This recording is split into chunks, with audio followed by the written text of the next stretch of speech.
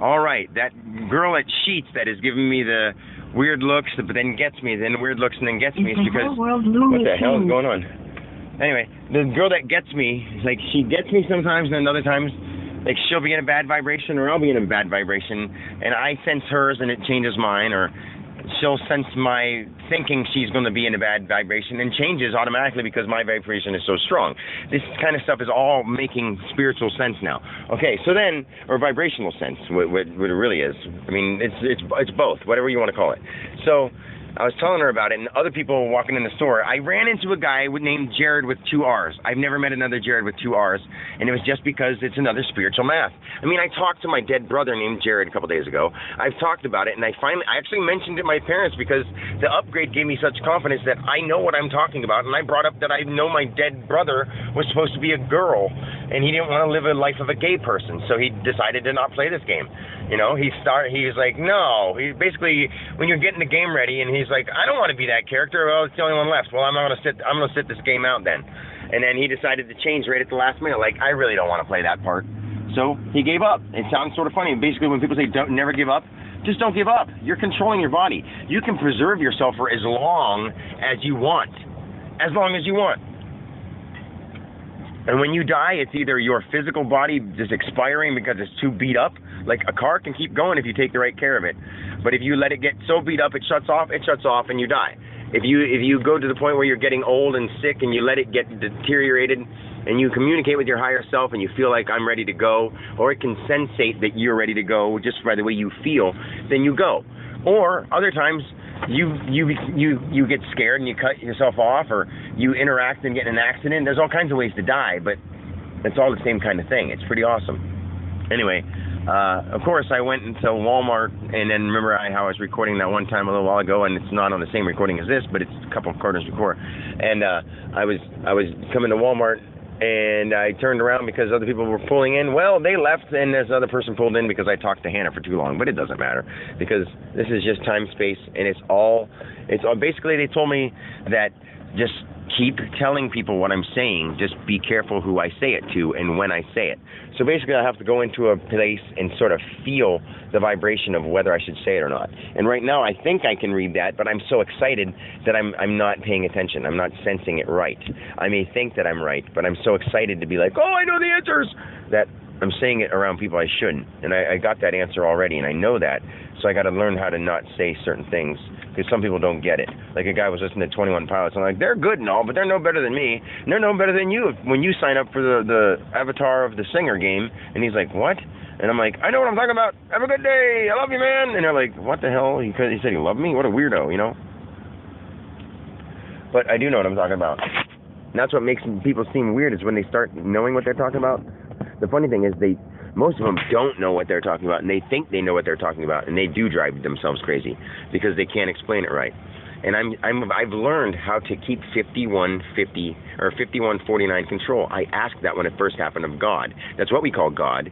And whatever it is, you can call me whatever you want, basically. I'm God. I'm all those things. And we are all God. And when you get to the point where you know who you are, you can say it with pride and say, I'm God. Yes. Am I supposed to be embarrassed or feel stupid that I say I'm God? I'm sorry. You are too. And so is the fucking phone I'm holding, and the smoke that comes off of somebody's cigarette puff, and the light that's over the top of the parking lot. They're all God. They all started from the nothingness, which is now residing here in a certain form.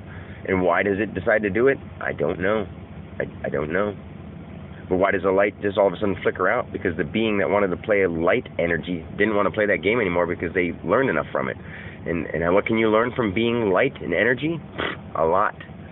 You can play that game too. You'll play that game. You've been things that aren't living. You've been a stone that's living. And you've been a light bulb, and that's living because it has energy in it. It's just very, like the glass around the light bulb is less vibrational than the coil inside the light bulb.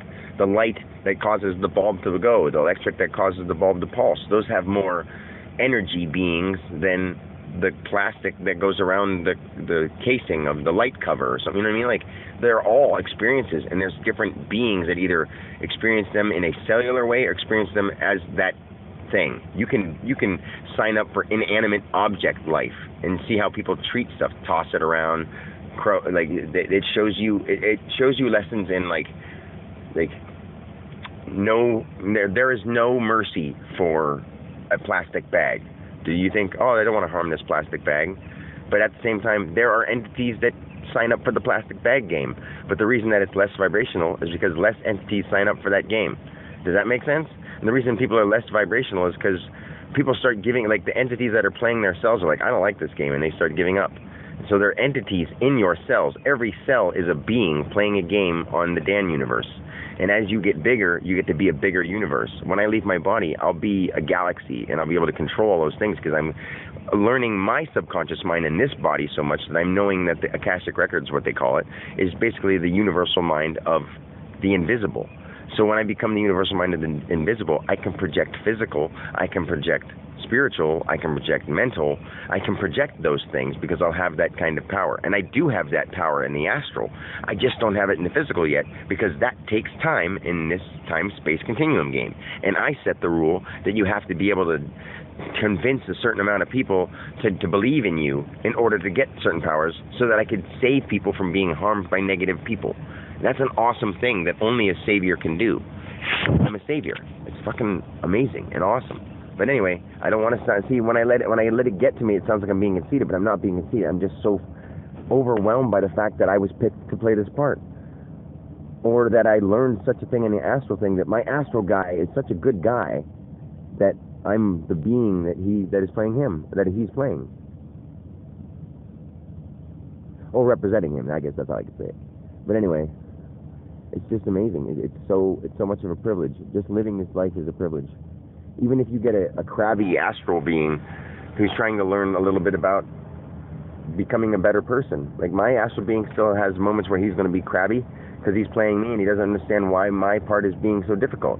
And sometimes they have to go do other things while you're doing your own thing or sleeping. Your astral being can go do other work. Like say they have a job sort of, and you're playing a video game before you go to work, and you're playing a game and you're in that game so much, and then you go to work.